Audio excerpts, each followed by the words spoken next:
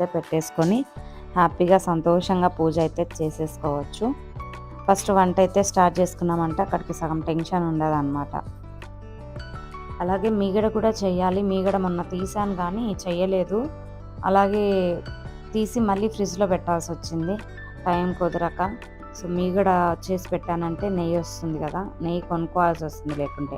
మొన్న ఊరెళ్ళినప్పుడు అక్క కొద్దిగా పంపించింది. ప్రస్తుతానికి అదే వాడుతున్నామనుకోండి.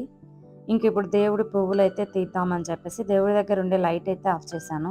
ఎందుకంటే కెమెరా ఈ యాంగిల్‌లో పెట్టానంటే గనక ఆ లైట్ వెలుతురికి వీడియో మొత్తం డల్‌గా అనిపిస్తుందనమాట లైట్ ఫోకస్ వచ్చి. అందుకని చెప్పేసి లైట్ ఆఫ్ చేశాను దేవుడి రూమ్‌లో.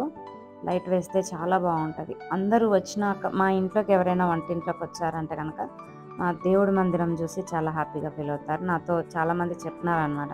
ఎంత బావుందక్క అమ్మ అని. మా తన్వి అయితే మొన్న వచ్చిన ఊరికొచ్చింది కదా! వన్ డే ఉండింది కదా!